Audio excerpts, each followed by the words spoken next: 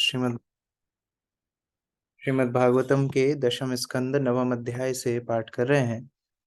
भगवान श्री दामोदर की पवित्र लीला।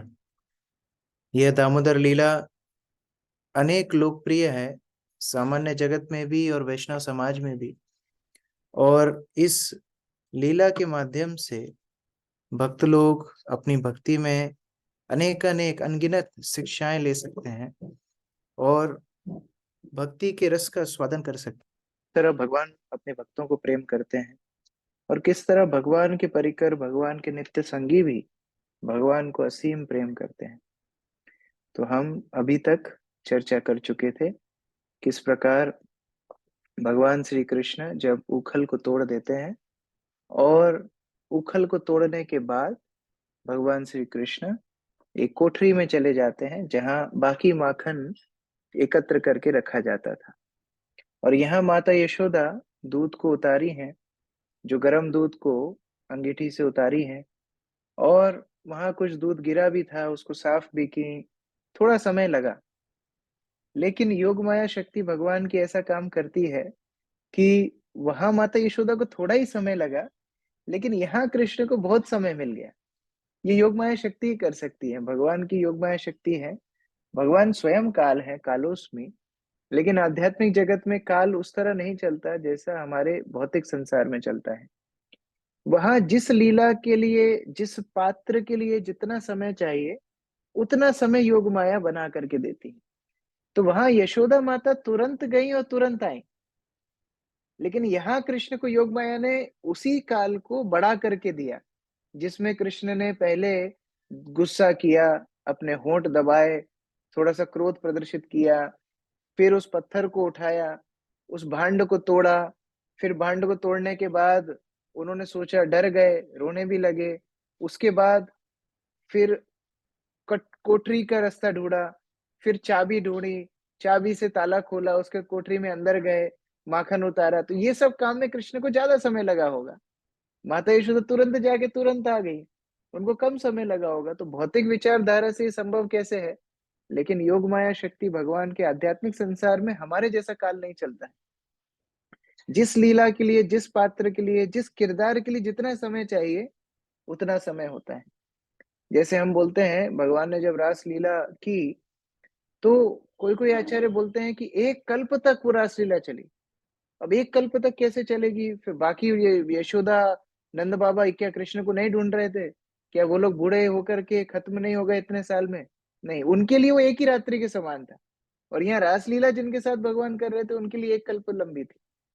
तो उस तरह योग माया अपनी काल शक्ति से कार्य करती है। तो माता यशोदा आई, उस स्थान पर देखा कि पात्र टूटा हुआ है। ये जो भांड था जिसमें माता यशोदा माखन बना रही थी, दही को मथ रही थी, ये कोई साधारण पात्र नहीं था। यह पात्र 5 पीढ़ियों से माता यशोदा के घर में इसका इस्तेमाल हो रहा था। मतलब सास बहू को देती थी 5 पीढ़ियों से, और माता यशोदा ही इसका इस्तेमाल करती थी, बाकी दासियां नहीं करती थी। तो सामान्यतः माता यशोदा को माखन मथने की जरूरत ही नहीं रहती थी, तो वो पात्र भी रखा ही रहता था। लेकिन दिवाली के दिन माता यशोदा ने स्वयं ने जब मंथन करने की इच्छा की, तो ये विशेष पात्र को निकाला था, जो 5 पीढ़ियों से परिवार में सास बहू की परंपरा के माध्यम से चलता आ रहा था। तो ये विशेष पात्र निकाला था, और उसी पात्र को फोड़ करके कृष्ण चले गए। तो माता यशोदा को तो अच्छा नहीं लगा, अरे पारंपरिक पात्र था, ऐसे पात्र को तो तोड़ना नहीं चाहिए था। तो भगवान को थोड़ा, माता यशोदा को बुरा तो लगा ही। लेकिन एक आचार्य इसमें एक और बात जोड़ देते हैं। वो बोलते हैं, भगवान ने सोचा ये पीढ़ी दर पीढ़ी चलता आ रहा है पात्र की कहानी, मतलब बाद में राधा रानी को भी ये पात्र दिया जाएगा, और बाद में राधा रानी को भी दही मथना पड़ेगा। तो मैं तो मेरी राधा रानी से ये सब काम करवाने वाला हूं नहीं, तो इस पात्र को अभी फोड़ देता हूँ। तो भगवान बहुत लंबी प्लानिंग के साथ चल रहे हैं, आचार्य बताते हैं। तो इसलिए वो भांड फोड़ दिया। अब माता यशोदा ने देखा पात्र फूटा हुआ है, पत्थर भी पड़ा हुआ है, मथनी भी टूटी हुई है, और पद के चिन्ह जमीन पर छपे हुए हैं, जिसपे कृष्ण माखन के ऊपर चल करके गए। अब जो शुक और सारी जहां बैठे थे, वो तो सब कुछ देखे थे, लेकिन माता यशोदा को बता नहीं सकते, क्योंकि जो चोर था वो धमकी दे करके गया था। कि अगर तुमने कुछ भी बोला, मुंह खोला, गवाही दी, तो तुमको खाना पीना बंद। तो शुक सारी कुछ बोल नहीं सकते थे, तो बेचारे चुपचाप बैठे रहे। उधर ताक करके तो देख रहे हैं कोठरी की तरफ कि वहीं पर गया है ये आतंकवादी, लेकिन बोल नहीं सकते हैं। तो माता यशोदा सोचने लगी किसको पूछूं, कहाँ गया। तो माता यशोदा की नजर पड़ी उन पद चिन्हों पर, माखन पे, माखन के साथ छपे हुए भगवान के पद चिन्ह। अब पद चिन्ह माता से बोल रहे हैं। आध्यात्मिक जगत में याद रखना, सब चीज आध्यात्मिक है। तो पद चिन्ह माता से बोल रहे हैं, माता आपको अभी धक्का लगा क्या? आपको अभी आश्चर्य हुआ क्या कि आपके कृष्ण ने इतना बड़ा माखन का मटका तोड़ दिया, आपका पारंपरिक मटका तोड़ दिया? लेकिन अभी जो हो रहा है उसको देख करके आपको और झटका लगने वाला है। क्यों, क्या हो रहा है? थोड़ा जाइए तो, हम जहाँ ले जा रहे हैं हमारा अनुसरण करके जाते जाइए। आपको कुछ ऐसा देखने के लिए मिलेगा जिसको देख के आपको और बड़ा धक्का लगने वाला है। तो माता यशोदा सोचने लगी, अरे ये तो कोठरी की तरफ जा रहे हैं, स्टोर रूम की तरफ जा रहे हैं, पद चिन्ह। तो कोठरी की तो चाबी लेनी पड़ेगी। तो माता यशोदा उसी स्थान पे गई जहाँ चाबी लटकाती थी, चाबी तो गायब। अरे माता यशोदा को बड़ा आश्चर्य हुआ, मेरी चाबी भी ले गया, मेरी चाबी मुझसे बिना पूछे ले गया। ये तो और भी साहस किया। माता यशोदा स्टोर रूम में अंदर गई। स्टोर रूम में जैसे ही अंदर गई तो वहां पर कौवे, जिनको भगवान कृष्ण ने माखन खिलाया था, पूरे पंख में भी उनके माखन लगा हुआ है, काले काले कौवे और सफेद सफेद माखन उन पे लिपटा हुआ है। उन्होंने माता यशोदा को देखा तो डर के भागने लगे, उड़ने लगे। अब रास्ता तो एक ही है, उसी रास्ते से भागना है जहां माता यशोदा खड़ी है। तो कोई माता यशोदा के नीचे से निकल रहा है, कोई माता यशोदा के बगल से निकल रहा है, कोई ऊपर से निकल रहा है। तो माता यशोदा और डर भी गई। माता यशोदा को आश्चर्य भी हो रहा है, अरे ये कौवे कहाँ से आ गए इतने सारे।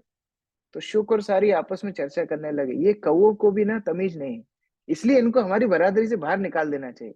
ऐसे कोई माता के साथ करता है कि, वैसे ही तो गुस्से में है, कृष्ण की पिटाई तो पड़ने ही वाली है, ये कौवे ने और जाकर के माता को डरा दिया। ये लोग हमारी बरादरी में है नहीं। तो जो बूढ़ा उल्लू था वो भी बोलने लगा, हाँ हाँ, एक्चुअली इनका नाम पहले से ही खराब है, इनके साथ ना हम बातचीत करेंगे, अपना नाम इनके साथ हटा लो। क्योंकि ये ऐसा माता यशोदा के साथ करते हैं, कहीं माता यशोदा हमारा दाना पानी बंद नहीं कर दे। तो जो भी हो, कौओं को देख करके माता यशोदा को और गुस्सा आया। देखने लगी जितनी भी मटकियां लटकी हुई थी, किसी को फोड़ा है, किसी को टेढ़ा करके माखन निकाल लिया है, सब खाली है। और सारे कौवे पूरे के पूरे नहाए हुए मक्खन में बाहर निकल रहे हैं। माता यशोदा ने सोचा ये क्या कर कार्यक्रम किया है, अच्छा निकलने के लिए भी जगह नहीं है, कहीं पर मटकी फूटी हुई पड़ी है, कहीं पर माखन फैला हुआ है। तो माता यशोदा देखने लगी, ठीक है, मटकियां फोड़ी हैं, यहाँ माखन भी गायब है, लेकिन दो वस्तुएं इस कमरे से गायब है। एक कृष्ण गायब है और एक मटकी भी गायब है। सारी मटकियां इधर हैं, एक मटकी गायब है और कृष्ण भी गायब है। तो माता यशोदा थोड़ा थोड़ा सामान हटा करके जाने लगी। उस कोठरी के बाहर एक रास्ता निकलता था, उस रास्ते में एक बैकयार्ड गार्डन, पीछे एक उद्यान था। उस उद्यान में माता यशोदा गई और माता यशोदा ने देखा चोर शिरोमणि भगवान श्री कृष्ण वहां बैठे हुए हैं, एकदम जैसे योगी बैठता है, एकदम चौकड़ी लगा करके पद्मासन में भगवान श्री कृष्ण बैठे हुए हैं। और क्या कर रहे हैं? सबको, बंदरों को माखन खिला रहे हैं। कृष्ण की उम्र है 2 साल 2 महीना। 2 साल 2 महीना, इसमें थोड़ा बड़ा दिख रहा है चित्र में, लेकिन कृष्ण की उम्र उस समय थी 2 साल 2 महीना। 2 साल 2 महीने का बालक भगवान श्री कृष्ण माखन खिला रहे हैं। तो माता यशोदा ने यह झांकी देखी। श्लोक संख्या 8 हम लोग पढ़ेंगे, आप लोग स्क्रीन पर देख सकते हैं। उलूखलाग्रेर उपरि व्यवस्थितम् मकार्यकामं ददतां सिचि स्थितम् हेयान्गवं चौर्य विशङ्कितेक्षणम् निरीक्षया पश्यत्सु तमागमच्छनै। उलूखल अंग्रेर, उलूखल अंग्रेर मतलब, अंग्रेर मतलब होता है पैर, अपने पैरों की चौकड़ी बना करके उखल के ऊपर बैठे हुए हैं। हम लोग अनुवाद पढ़ते हैं। कृष्ण उस समय मसाला पीसने वाली लकड़ी की ओखली को उल्टा करके, वास्तव में उल्टी ही रखी हुई थी, उल्टा करके उस पर बैठे हुए थे और मक्खन तथा दही जैसी दूध की बनी वस्तुएं अपनी इच्छा अनुसार बंदरों को बांट रहे थे। चोरी करने के कारण वे चिंतित होकर चारों ओर देख रहे थे कि कहीं उनकी माता आकर उन्हें डांटे नहीं। माता यशोदा ने उन्हें देखा तो वो पीछे से चुपके से उनके पास पहुंची। तात्पर्य: माता यशोदा ने कृष्ण के मक्खन सने पदचिन्हों के सहारे उनका पता लगाया। उन्होंने देखा कि कृष्ण मक्खन चुरा रहे हैं, अतः वे हंसने लगी। तभी कौवे भी कमरे के भीतर घुसे, किंतु डर के मारे बाहर निकल गए। इस तरह माता यशोदा ने कृष्ण को मक्खन चुराते तथा सहमे सहमे इधर उधर ताकते देखा। जब कोई चोरी करता है तो इधर उधर ही देखता है। उखल आंग्रे, ऐसा उखल जो उल्टा रखा हुआ था, उसका मुख नीचे पैर ऊपर थे, ऊपरी उसके ऊपर, व्यवस्थितम व्यवस्थित रूप से बैठे हुए थे, एकदम पद्मासन लगा करके, चौकड़ी लगा करके कृष्ण उसके ऊपर बैठे हुए थे और बैठे बैठे खा रहे थे। खाते खाते बोल भी रहे थे, देखो मुझे कोई खिलाता नहीं है, इस घर में मेरी इज्जत गिर गई है, अभी मुझे खुद को अपनी व्यवस्था करनी पड़ती है। और बंदरों देखो, तुम भी किसी से ज्यादा आशा मत रखना, अभी मैं ही तुमको खिलाऊंगा पिलाऊंगा, अपने घर में माखन वाखन तुमको कहीं मिलेगा नहीं, तो तुम्हें भी मुझे ही खिलाना पड़ेगा।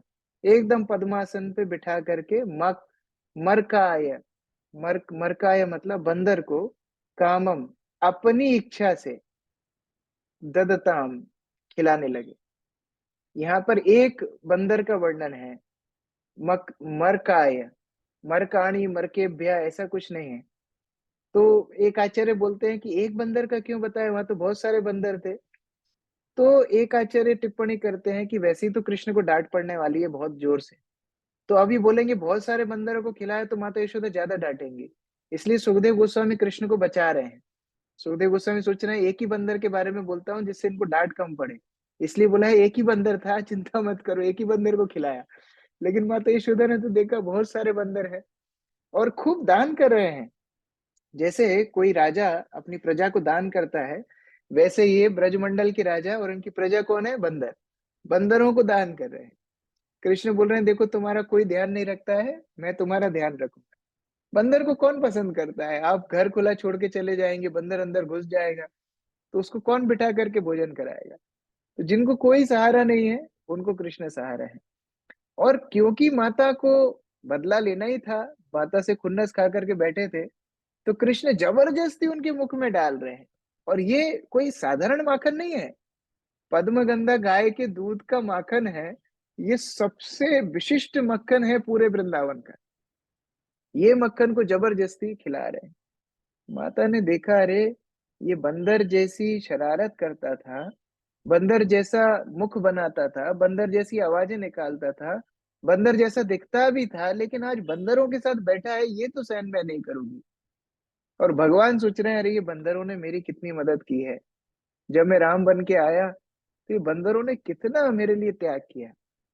वास्तव में रामायण में वर्णन है कि जब भगवान राम वन में बैठते थे या पेड़ के नीचे बैठते थे, तो बंदर जा करके पेड़ के ऊपर बैठ जाते। तो भगवान राम पेड़ के नीचे और बंदर पेड़ के ऊपर। तो रामायण में लिखा है, देखो ये कैसे भगवान है, कितना आश्चर्यचकित है, कितना दृश्य, कितना मनोरम दृश्य है कि स्वामी नीचे बैठा हुआ है और दास उनके सिर पे ऊपर बैठे हुए हैं। क्योंकि भगवान राम बंदरों के लिए अत्यंत कृतज्ञ थे। जब रामायण का युद्ध पूर्ण हो गया, रावण इत्यादि का वध भगवान ने कर दिया, तो उसके बाद देवराज इंद्र भगवान को बधाई देने के लिए आए थे कि आपने इतने बड़े राक्षस का अंत किया और हमें हमारे भय से मुक्त किया, तो हम आपकी कुछ सेवा करना चाहते हैं। तो भगवान राम इंद्र को बोलते हैं, देखो ये जितने बंदर यहाँ मरे हुए हैं, इनको आप जीवित कर दीजिए। तो इंद्र सोचने लगा, अरे हम तो खुद ही अमर नहीं है, हम इनको कैसे जीवित करेंगे।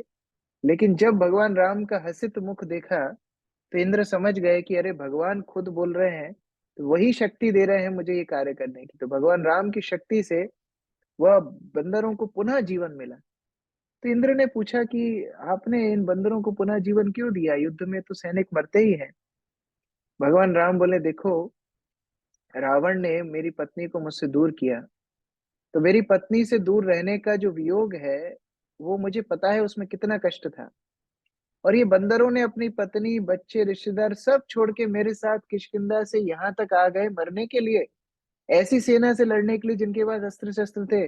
और इनके पास क्या था? कोई पत्थर उठा के मार रहा है, कोई डंडी उठा के मार रहा है, कोई अपने नाखूनों से लड़ रहा है। तो ऐसे बंदरों ने जिन्होंने मेरे लिए सब कुछ त्याग कर दिया, मैं इनके लिए बहुत कृतज्ञ हूँ। तो भगवान कृष्ण भी वहां बैठे बैठे बंदरों को कृतज्ञता कर रहे हैं। लेकिन माता को तो याद नहीं है ये सब।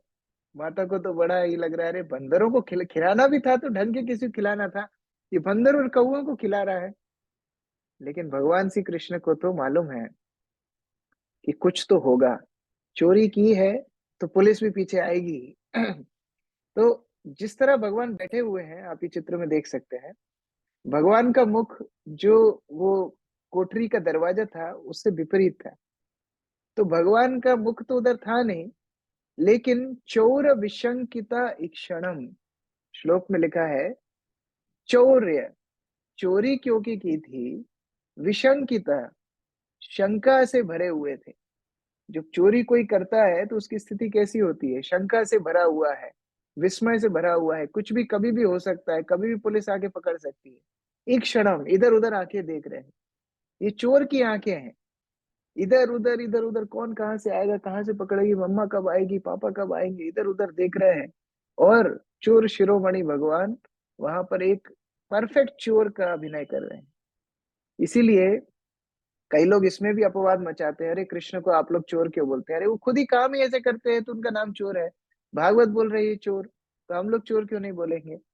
एक आचार्य ने तो बहुत सुंदर चोराष्टकम ही लिखा है, 8 श्लोक लिखे हैं भगवान को चोर बुलाते हुए। ब्रजे प्रसिद्धम नवनीत चोरम, ये ब्रज का प्रसिद्ध है, नवनीत मतलब मक्खन का चोर। गोपांगना नाम च दुकुल चोरम, गोपी गोपिकाओं के वस्त्र, गोपिकाओं के हृदय, सबको चोरी करते हैं। और अनेक जन्मार्जित पाप चोरम, अनेक जन्मों के जो अर्जित हमारे पाप कर्म हैं, उनको भी जो चोर करते हैं, चोरी करते हैं। चोराग्रगण्यम पुरुषम नमामि, हे चोरों के अग्रगण्य, हे चोरों के राजा, भगवान आपको हम नमस्कार करते हैं। तो ये चोरों के राजा है, इधर उधर देख रहे हैं, निरीक्षया, निरीक्षण कर रहे हैं। लेकिन माता पश्चात, पीछे से माता आ गई और सुतम, अपने ही बालक को देख रहे हैं। लेकिन देखा कि अभी एकदम रंगे हाथों चोर को पकड़ना है। अगर मैं थोड़ी आवाज करूंगी तो क्या होगा? ये सारे सबूत मिटा देगा। ये बोलेगा ये बंदरों ने मटका फोड़ा है, मैं तो छुड़ा रहा था, मैं तो वापस ले रहा था इनसे। वास्तव में ये बंदर चोरी करके भाग रहे थे मटके को, मैं वापस ले रहा था इनसे, ऐसे बात बनाएगा। तो धीरे धीरे जाना पड़ेगा। शनै, इधर शब्द बताए शनै। शनै शब्द कहाँ से आ रहा है? आया है, सूर्य के पुत्र हुए शनि। और सूर्य के पुत्र शनि, इनका वर्णन आता है कि जब ये चलते हैं तो इनकी गति बहुत धीमी होती है। इसलिए सारे ग्रहों में शनि काफी समय लगाते हैं अपनी कक्षा पूर्ण करने में। तो इसलिए शनि के नाम से शब्द पड़ा शनै। कोई धीरे धीरे चलता है उसको बोलते हैं शनै, धीरे। तो माता यशोदा एकदम शनि की गति से धीरे धीरे धीरे धीरे चल के जा रही। और शनि क्यों बोल रहा है? जैसे किसी पे शनि शनि की 7.5 पड़ती है, ऐसे ही कृष्ण के ऊपर भी अभी विपदा आने वाली है। कृष्ण के ऊपर भी माता यशोदा की विपदा आने वाली है। तो शनि धीरे धीरे धीरे धीरे पद चिन्ह का अनुसरण करके माता कृष्ण के पास पहुंच गई। कितना सुंदर ये वर्णन है। अगला श्लोक हम लोग पढ़ते हैं, श्लोक संख्या 8 ना 9। तामत्तयष्टिं परमीक्ष्यस्तवरा, ततो वरुहै पशशार भीतवत्, गोपान्यवधान यमापयोगिनां, शमं प्रवेष्टुं तपशेरितं मनः। बोल रहे हैं, जब भगवान श्री कृष्ण ने अपनी माता को छड़ी लिए हुए देखा, तो वो तेजी से उखली के ऊपर से नीचे उतर गए और इस तरह भागने लगे मानो अत्यधिक भयभीत हो। जिन्हें योगी जन बड़ी बड़ी तपस्याएं करके ब्रह्म तेज में प्रवेश करने की इच्छा से परमात्मा के रूप में ध्यान के द्वारा पकड़ने का प्रयत्न करने पर भी उन तक नहीं पहुंच पाते, उन्हीं भगवान कृष्ण को अपना पुत्र समझकर पकड़ने के लिए यशोदा उनका पीछा करने लगी। तो भगवान धीरे धीरे तो माता यशोदा आ रही थी शनै शनै, लेकिन जब भगवान ने देखा इधर उधर, तो ईक्षणम तो कर ही रहे थे, इधर उधर देख ही रहे थे, अन्वेषण कर रहे थे, चोरी चोर की आंखें इधर उधर तो मटक ही रही थी। तो उन्होंने देखा कि माता आ गई, और वास्तव में उन्होंने भी नहीं देखा था, बंदरों ने आवाज शुरू की, ची ची ची ची ची। कृष्ण बोले, अरे क्यों चिल्ला रहे हो, अभी तो तुमको खिलाया। ची ची ची, बोले अभी तो तुमको खिलाया, अभी क्या दिक्कत है। बंदरों ने बोला, दिक्कत हम पे नहीं है, दिक्कत आप पे आने वाली है, पीछे मुड़ के देखो। तो भगवान ने जैसे ही पीछे मुड़ के देखा, माता हाथ में छड़ी लेकर के आ रही है। बाप रे। यशोदा भयो लोग खल धब मानम। भगवान यशोदा के भय से उखल से छलांग लगा करके भागने लगे। अत्यधिक भयभीत, अत्यधिक भयभीत, माता से भयभीत है और वास्तव में भयभीत है। ऐसा नहीं है कि भगवान कृष्ण केवल नौटंकी कर रहे हैं, नाटक कर रहे हैं, वास्तव में भयभीत है माता से कि अभी पिटाई पड़ेगी, हाथ में छड़ी है मतलब पड़ेगी। अब भगवान भागना शुरू किए हैं। कितना सुंदर झांकी है। सुखदेव गोस्वामी बता रहे हैं, बड़े बड़े तपस्वी योगी जन पूरा जीवन लाखों लाखों वर्ष तपस्या करते हैं, लाखों लाखों वर्ष वह केवल और केवल भगवान की एक झलक प्राप्त करने के लिए तपस्या करते हैं, उनको पकड़ने का प्रयत्न करते हैं लेकिन पकड़ नहीं पाते हैं। और यहाँ भगवान श्री कृष्ण के पीछे पीछे माता यशोदा और भगवान कृष्ण भय से भाग रहे हैं। क्या सुंदर झांकी है, माता यशोदा का कितना वैभव यहाँ पर बताया गया है। तात्पर्य, योगी जन कृष्ण को परमात्मा रूप में पा लेना चाहते हैं और बड़ी बड़ी तपस्याओं द्वारा उन तक पहुंचना चाहते हैं, किंतु वे ऐसा नहीं कर पाते। किंतु यहाँ हम देख रहे हैं कि कृष्ण यशोदा द्वारा पकड़े जाने वाले हैं और वे भय के मारे दूर भाग रहे हैं। इससे भक्त या योगी का अंतर पता चलता है। योगी कृष्ण तक नहीं पहुंच सकता, किंतु माता यशोदा जैसे भक्तों के द्वारा कृष्ण पहले से ही पकड़े हुए हैं।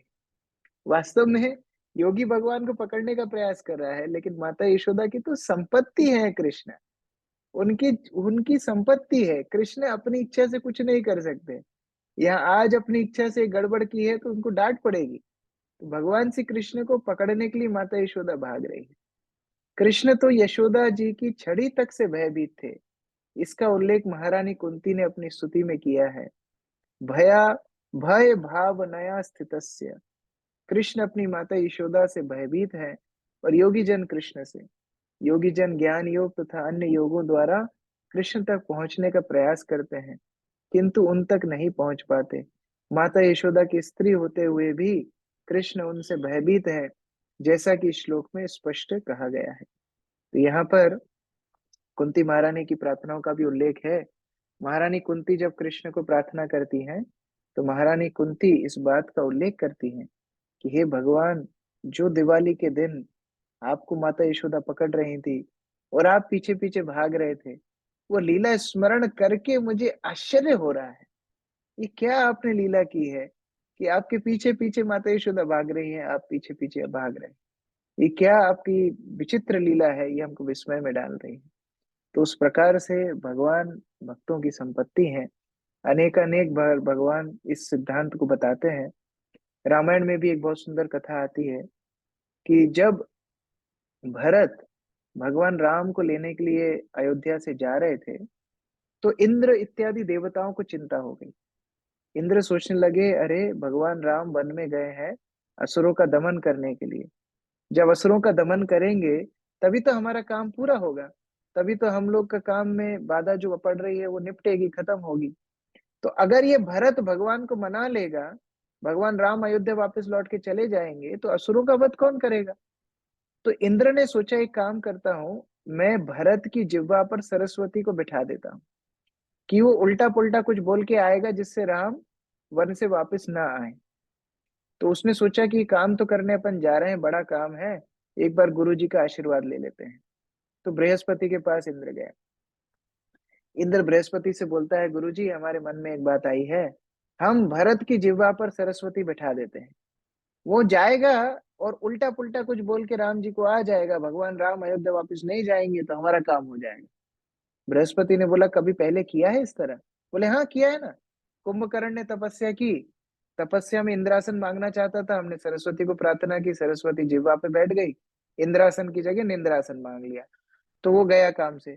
दूसरा, मंथरा के जिह्वा पर हमने सरस्वती बिठाई, तो मंथरा ने कैकेयी को ऐसा भड़काया कि भगवान राम को वन में आना पड़ा।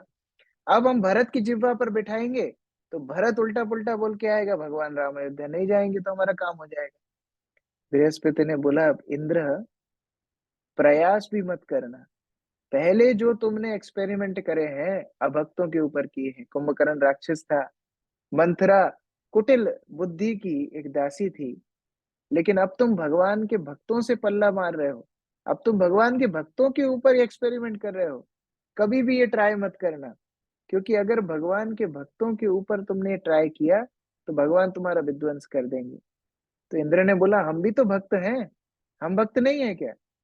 बृहस्पति ने बोला हमारे एक साथ वाले थे, वो भी सोचते थे वो बहुत बड़े भक्त हैं, और उनको ऐसा सबक मिला कि जीवन भर वो भूलेंगे नहीं।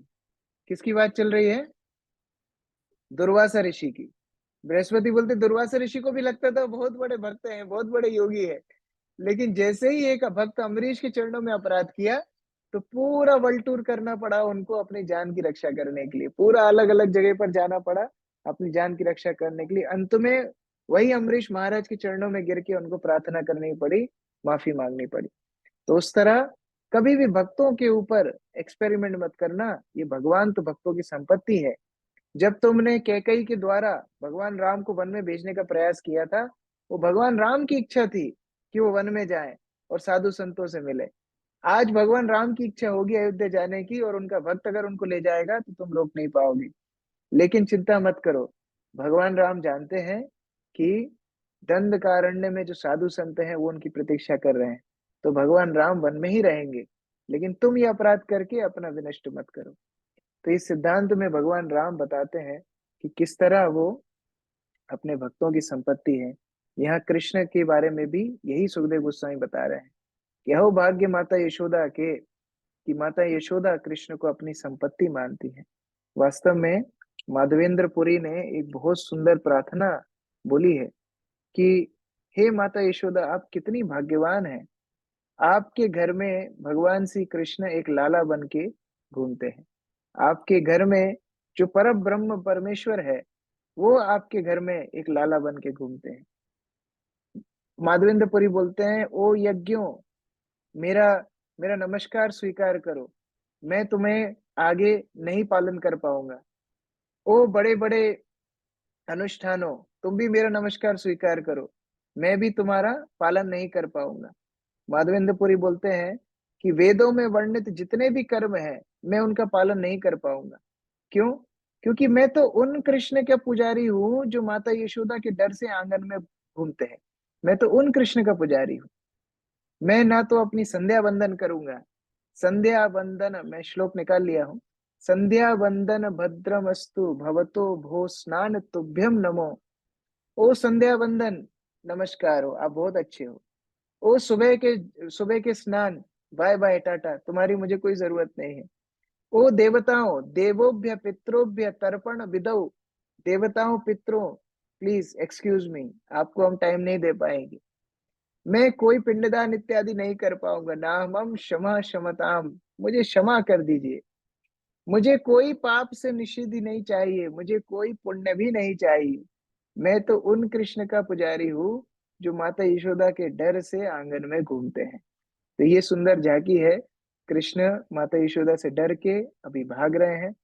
हम लोग कल इसके आगे पढ़ेंगे कैसे माता यशोदा पीछे पीछे उनका पीछा करेंगी, कैसे कृष्ण को पकड़ लेंगी और बाद में दंड देंगी। हरे कृष्ण।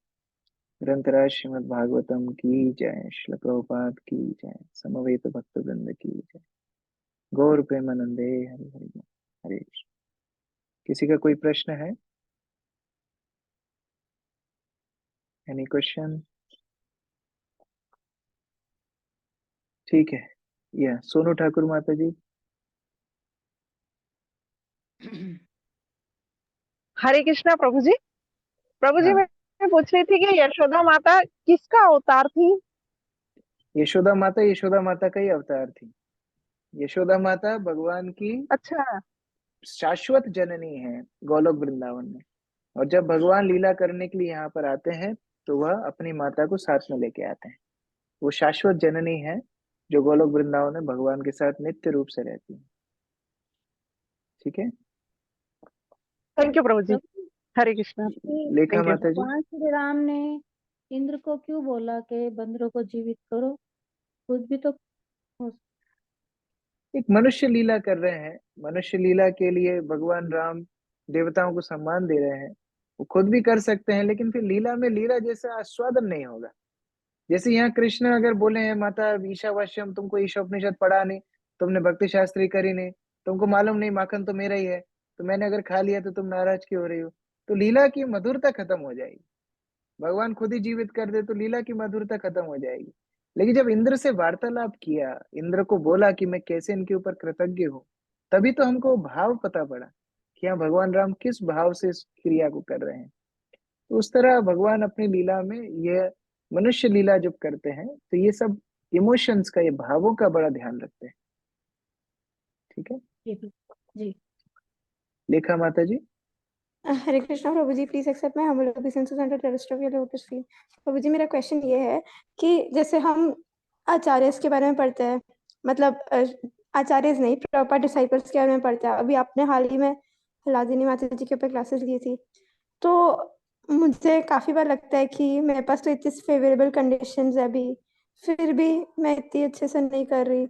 मतलब आपने बताया था ना कि प्रयास करो, तो मेरे को ऐसा कभी कभी लगता भी है कि जैसे हम जेई के तैयारी करते हैं, आईआईटी जेई के लिए, तो हम इतनी मेहनत करते हैं, लेकिन प्रभु जी अगर वो मेहनत तो सिर्फ 2-3 साल के लिए होती है ना, लेकिन अगर मेरे को लगता है मैं उसका 10% भी नहीं करती हार्ड वर्क भक्ति में, तो लेकिन मेरे को ऐसा लगता है, मेरा मन ऐसा बोलता है कि अगर मैं ऐसा इतना ज्यादा हार्ड वर्क करूंगी तो हो सकता है मैं लंबे समय तक टिक ही नहीं पाऊंगी भक्ति में। वो तो सिर्फ 2 साल के लिए मेहनत थी, लेकिन ये तो पूरी जिंदगी भर के लिए मेहनत है। तो प्रभु जी, मेरा क्या एनालॉजी सही है? और इसमें मैंने दो ये भी सुना, इसमें हाँ दो सॉरी। बातें हैं। पहली बात है कि जितनी क्षमता हमारी है उसके अनुसार कार्य करना चाहिए। शुभ सुखदेव गोस्वामी बताते हैं कि अलग अलग स्तर की पक्षियां हैं। कोई पक्षी एक ग्रह से दूसरे ग्रह जाती हैं, कोई पक्षी एक देश से दूसरे देश जा सकती हैं, कोई पक्षी एक गांव से दूसरे गांव जा सकती हैं, और कोई कोई आंगन की चिड़िया होती हैं जैसे शुक और सारी, वो भगवान के आंगन में बैठी हैं। तो कोई कोई आंगन की चिड़िया हैं जो आंगन में ही रहती है। तो उस तरह से हर भक्त को अपना स्तर समझना चाहिए।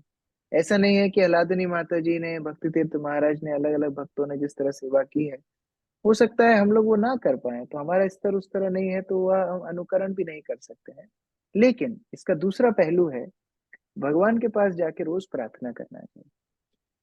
श्रील राधानाथ स्वामी महाराज बताते हैं कि एक devotee also doesn't know how much power are there in his prayers. एक भक्त को खुद को भी नहीं पता है कि उसकी प्रार्थनाओं में कितनी शक्ति है। तो जब भगवान के सामने जाके हम प्रार्थना करते हैं कि हे भगवान, हम आपको सेवा करना चाहते हैं, आप हमारी सेवा स्वीकार कीजिए, तब भगवान हमें वो प्रेरणा, वो शक्ति, वो उत्साह सब कुछ देते हैं। गंभीर भक्त को भगवान सब कुछ देते हैं। हम अपने प्रयास से या अपने आप को खींच तान करके शायद कुछ ना कर पाए, लेकिन प्रार्थनाओं की शक्ति से जरूर हम कुछ कर पाएंगे। तो रोज सुबह भगवान के पास जाके प्रार्थना करना चाहिए, भगवान आपके जो इतने महान महान भक्त हैं, जिस तरह आपको सेवा किए हैं, हम भी आपकी सेवा करना चाहते हैं, तो उस प्रकार हमको भी आप आशीर्वाद दीजिए। मधुमता माता जी। हरे कृष्ण प्रभु जी, दंडवत प्रणाम। प्रभु जी, मेरे प्रभु जी का प्रश्न है। हरे कृष्ण प्रभु जी, दंडवत प्रणाम। धन्यवाद। प्रभु जी, मैं ये बोल रहा था कि जैसे कि यशोदा दामोदर जी का पूजा होता है, तो देवकी जो है उनकी माँ, वो उनके गर्भ से वो जैसे जन्म लिए थे, हैं। हालांकि वो लीला किए थे, लेकिन जैसे कि हम लोग सब जानते हैं कि देवकी के गर्भ में उनका जन्म हुआ। तो देवकी माता का उतना पूजा नहीं होता है, या फिर देवकी कृष्ण का एक साथ ऐसा तो ज्यादा नहीं रहता है publicity हाँ, कैसे? हमने पहली कक्षा में ये चर्चा की थी, आप शायद उसमें थे नहीं। पहली कक्षा में इस बारे में हमने चर्चा की थी, किस प्रकार भगवान श्री कृष्ण दो रूपों में अपनी लीला करते हैं, एक मथुरा कृष्ण, एक वृंदावन कृष्ण। जो मथुरा कृष्ण है, वसुदेव कृष्ण है, वसुदेव नंदन देवकी नंदन कृष्ण है, वो माधुर्य की पराकाष्ठा की लीला नहीं करते हैं, वो ऐश्वर्य लीला करते हैं। जैसे असुरों का वध, महाभारत का युद्ध रचना इत्यादि, वो सब काम करते हैं। लेकिन वृंदावन कृष्ण जो है वो भक्त वात्सल्य लीला करते हैं। तो जब उस वृंदावन भाव में भगवान की पूजा होती है तो यशोदा के साथ होती है, राधा रानी के साथ होती है, रुक्मिणी के साथ नहीं होती, क्योंकि वो द्वारिका के कृष्ण ऐश्वर्य भाव कृष्ण है। उनको वृंदावन वासी उतना मधुरता से अपना कृष्ण नहीं मान पाते। मान लीजिए सरल उदाहरण, एक गांव का एक छोटा सा लड़का है जो सबके घर में जाता है, मूंगफली मांगता है, कभी छाछ मांगता है। वो लड़का बाद में जाके हाई कोर्ट जज बन जाएगा। तो जिस तरह गांव के लोग उस बालक के साथ आदान प्रदान करते थे, हास्य हंसी करते थे, वो हाई कोर्ट जज से नहीं कर पाएंगे। तो मथुरा के जो कृष्ण है वो राजकुमार है, द्वारका के जो कृष्ण है वो राजकुमार है। लेकिन वृंदावन के कृष्ण एक साधारण बालक है जिनको गोपियां थोड़ी बहुत हाथ में छाछ के लिए भी नचाती हैं। तो इसलिए उनकी पूजा होती है यशोदा के साथ। अगर वहां देवकी के साथ पूजा होगी तो फिर ऐश्वर्य भाव आ जाएगा, फिर आपको राजकुमार जैसे उनकी पूजा करनी पड़ेगी। फिर आप उनको रस्सी से बांध के 1 महीना दीपक नहीं दिखा सकते हो, फिर आपको वहां सल्यूट मारना पड़ेगा। तो ये भाव का अंतर है, दोनों भाव अलग अलग है। जी प्रभु ठीक है, जी। जी धन्यवाद प्रभु जी। हरे कृष्ण, धन्यवाद। विनोद प्रभु। हरे कृष्ण प्रभु जी, दंडवत प्रणाम। प्रभु जी, अभी आप लोग मथुरा वृंदावन गए थे तो हाँ। वहाँ बड़ा अजीब चीज देखी कि जो भगवान कृष्ण भगवान की जन्मस्थली है, आज के 5000 वर्ष पहले द्वापर के एंड में भी वहाँ सिपाही लगे थे और उस समय भी पहरे थे। आज भी 5000 वर्ष हो गए प्रभु, पहरे अभी भी है। ऐसा क्या, कि भागवत में तो कुछ लिखा नहीं, ऐसा क्यों? वो जगह कोई भगवान ने स्पेशल शब्द कर दी है कि आज भी, अब कितने साल तक ये पहरे लगे रहेंगे पुलिस के? जेल में तो पहरे होने ही चाहिए ना, वो तो कंस तो का जेल था। अब जेल नहीं है ना प्रभु, बड़ा विडम्बना है ये कि आज 5000 वर्ष हो गए अभी भी पहरे नहीं हटे।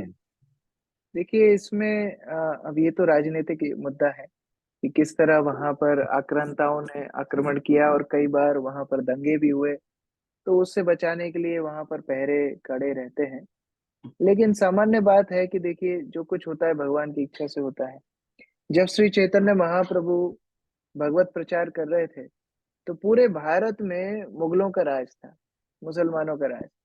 लेकिन चैतन्य महाप्रभु की भक्ति, उनका प्रचार से प्रभावित होकर के लाखों करोड़ों लोगों ने कृष्ण भक्ति अपनाई, यहाँ तक कि मुसलमानों ने भी कृष्ण भक्ति अपनाई।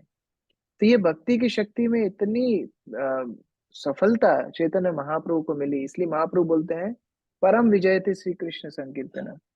शिला प्रभुपाद ने भी वो करके दिखाया, पूरे विश्व में कृष्ण भावनामृत को ले गए और सभी देशों में कृष्ण भावनामृत का प्रचार सफल करके दिखाया। तो इस तरह अगर हम प्रचार कार्य में लगेंगे तो एक दिन ये सिपाहियों की आवश्यकता नहीं होगी। हमको अपने काम को और बढ़ाना है। हाँ प्रभु, 5000 वर्ष तो हो गए, अब कितने वर्ष और पहरे रहेंगे? जितना जल्दी विनोद प्रभु प्रचार करेंगे उतना जल्दी पहरा हट जाएगी। हरे कृष्ण प्रभु। मणि माता जी। हरे कृष्णा प्रभु जी। एक तो थोड़ी सी जागरूकता है, थोड़ा हटके है प्रभु जी विषय से। तो जैसे प्रभु जी हमें बहुत सारी चीजें भाग्य से मिलती हैं, सभी लोग कहते हैं हमें भाग्य से ये मिला, भाग्य से ये मिला, और कुछ भगवान की कृपा से मिलती हैं प्रभु जी। जैसे आप हैं, आपको भक्तिचार्य स्वामी महाराज बहुत महान भक्त थे, उनका सानिध्य मिला। फिर आप बहुत अच्छी अच्छी कथाएं भी कहते हैं कृष्ण भगवान की, तो आप मतलब एक बहुत उच्च अवस्था में हैं।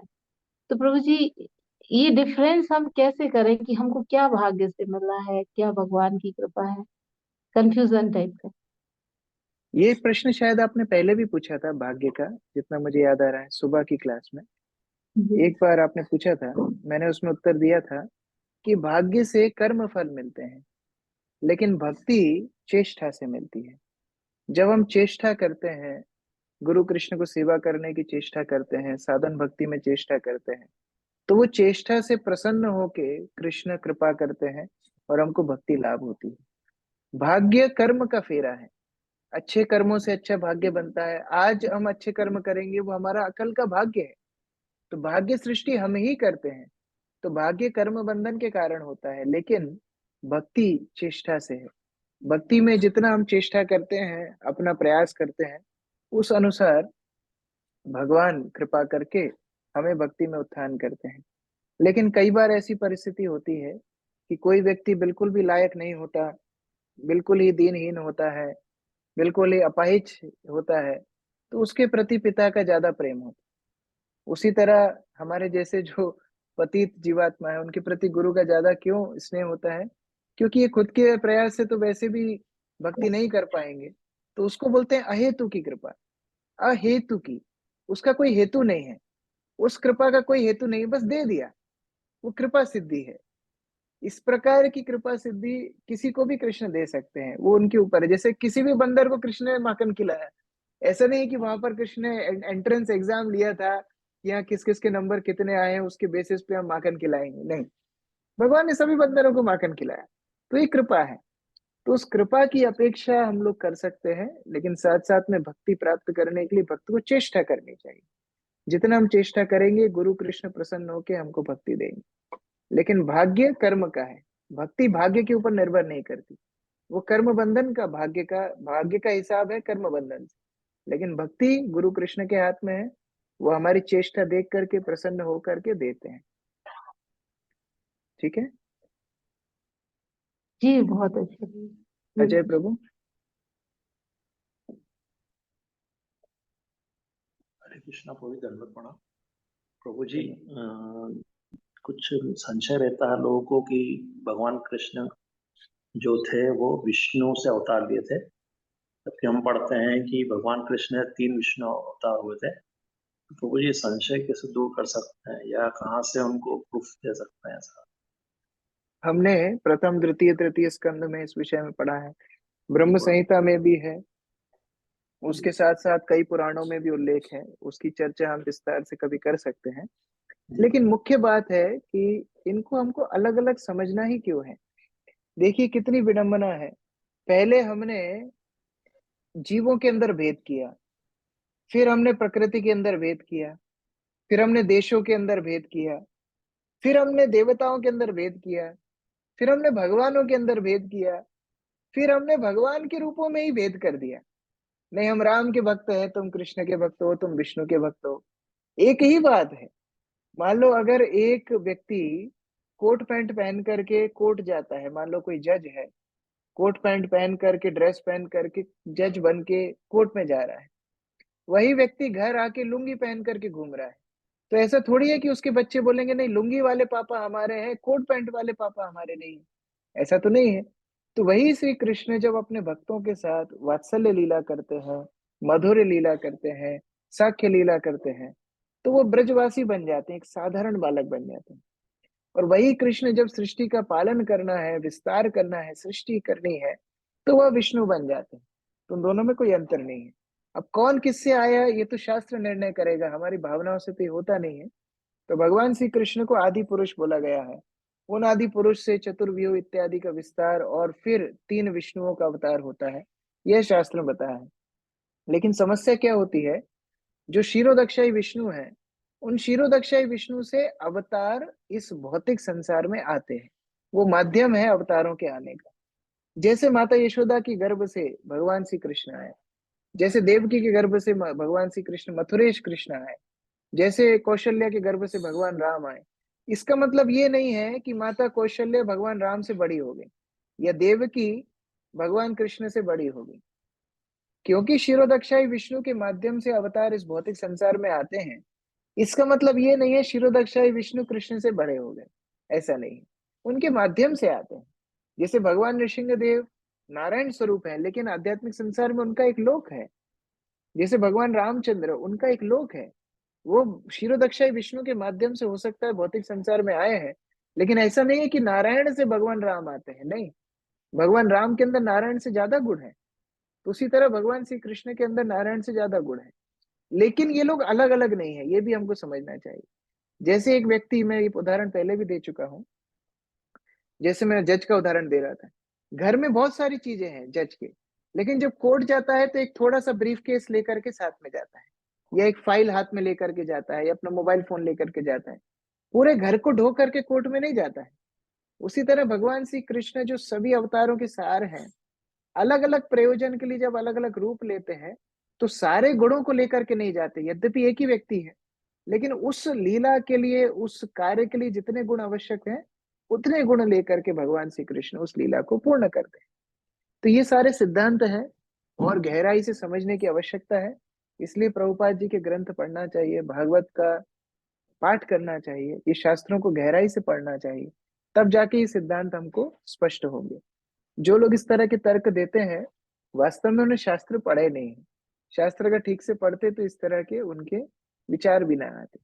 तो ठीक है, ये इस्कॉन भक्तों की जिम्मेदारी है कि हर घर में प्रभुपाद जी की पुस्तक पहुंचाना है, हर व्यक्ति के पास प्रभुपाद जी की पुस्तक पहुंचाना है। ये इस्कॉन के भक्तों की जिम्मेदारी, और उनको पढ़ने में मदद भी करना है, तब जाकर के ये सारे संशय हमारे समाज से समाप्त होंगे। ठीक है प्रभु जी, सॉरी, आपने मेरे को जो आंसर दिया था उसके बदले में मेरे को एक और क्वेश्चन पूछना था उसी का रिलेटेड। प्रभु जी, आपने बोला कि हमें अनुकरण नहीं करना, फिर आपने बोला कि हमें कृपा कैसे मिलती है, एक तो साधना सिद्धि और एक कृपा सिद्धि। तो कृपा सिद्धि समझ में आ गया कि हमें रोज प्रे करना है, और साधना सिद्धि आपने बोला कि प्रयास से। तो मेरा यही क्वेश्चन था कि हम जैसे मटेरियल चीजों में के लिए हम इतनी मेहनत करते हैं, लेकिन स्पिरिचुअल के लिए स्पेशली मैं नहीं करती उतनी हार्ड वर्क, लेकिन मुझे बहुत डर लगता है कि अगर मैं बहुत ज्यादा हार्ड वर्क करूंगी तो हो सकता है कि मेरे 2 दिन हो फिर तीसरे दिन नहीं हो। तो मतलब, और मेरे को ये भी लगता है कि जो मेरे मतलब आसपास डिवोटीज होते हैं वो भी अपने हिसाब से सही बोल रहे हैं, मैं उनको गलत नहीं, वो बोलते हैं कि तुमको लेखा, तुमको मतलब तुमको मेरे को मतलब ये नहीं बोलते, मेरे को बोलते हैं too much enthusiasm is not good, आगे जाके डोंट बी फैनेटिक। या फिर मैं ये नहीं कह रही कि मैं बहुत ज्यादा फैनेटिक हो जाती हूँ, मैं बस डरती हूँ कि ऐसा हो जाएगा। और फिर मुझे लगता भी है कि हाँ, मुझे अनुकरण भी तो नहीं करना चाहिए, राइट, और मुझे धीरे धीरे करके स्टेप लेना चाहिए। लेकिन इसको बोलते हैं पैरालिसिस बाय एनालिसिस। बहुत ज्यादा विचार करने से बुद्धि एकदम स्थिर हो जाती है। इतना ज्यादा सोचेंगी माता तो कृष्ण के बारे में कब सोचेंगी। आप थोड़ा सा सरल बनिए। सरल भक्ति बहुत सरल है। सुबह उठिए, भगवान को प्रार्थना कीजिए, भगवान मैं आपकी सेवा करना चाहती हूँ। वो प्रार्थना करके तो देखिए। जब प्रार्थना करेंगे, भगवान तेषाम सतत युक्ता नाम भजताम प्रीति पूर्वकम ददामी बुद्धि योगम तम, भगवान बुद्धि देते हैं। हमने 2 तात्पर्य पहले पढ़ा था। माता यशोदा को भगवान ने बुद्धि दिया, उसी तरह भक्तों को भगवान बुद्धि देते हैं। तो प्रार्थना कीजिए, भक्ति बड़े सरल है। सरल भाव से प्रार्थना कीजिए कि भगवान मैं आपकी सेवा करना चाहती हूँ, भगवान मदद करेंगे। और मान लीजिए हमने 2-3 दिन कुछ कार्य किया फिर नहीं कर पाए, तो क्या डर है। 3 दिन तो भक्ति की, कम से कम 3 दिन तो 4 बजे उठे, 3 दिन में तो 64 माला की, तो वही हमारी भक्ति है। उसके बाद फिर गिरेंगे फिर उठेंगे। जैसे एक बालक, विश्वनाथ चक्रवर्ती उदाहरण देते हैं, जैसे एक बालक भूमि पर चलना सीखता है, फिर भूमि पे गिर जाता है, फिर भूमि का ही सहारा लेकर के खड़ा होकर फिर चलना शुरू करता है। ऐसे ही हम भक्ति में चलना चाहते हैं, भक्ति के पथ में गिरते हैं, फिर भक्ति का सहारा लेके फिर चलना है। तो उस तरह हमारे उत्साह को बड़ी सरलता के साथ बनाए रखना चाहिए। भक्ति बड़ी सरल है। इतना ज्यादा सोचेंगे तो भक्ति में आगे नहीं बढ़ पाएंगे। सरल भाव से भगवान को प्रार्थना कीजिए। प्रार्थना करके भक्तों के मार्गदर्शन में जो सरल चीजें हैं करना शुरू कीजिए, उन्हीं से आगे उत्साह का वृद्धि होती है। और अगर कोई आसपास में बोले कि आपको 6 घंटे नींद की भी जरूरत है, लेकिन कभी कभी कोई हाउस होल्ड ड्यूटीज या कुछ काम की वजह से मैं लेट भी सोती हूँ, मुझे बहुत इम्पैक्ट। सुनो सबकी करो एक की। बाहर बोलते हैं सुनो सबकी करो मन की, हमने थोड़ा इसको चेंज कर दिया है। सुनो सबकी करो एक की। एक वैष्णव अपने जीवन में बांध लीजिए जो आपको मार्गदर्शन दे सके। उसको पूछना है कि प्रभु जी या माता जी, ये मुझे सजेशंस आ रहे हैं, मुझे क्या करना चाहिए। वो आपको जो बोले उस तरह कार्य करना। थैंक यू सो मच प्रभु ji, thank you so much. Hare Krishna धन्यवाद। प्रभुपाद की जय, समवेत भक्तवृंद की जय, निताय गौर प्रेमानंदे।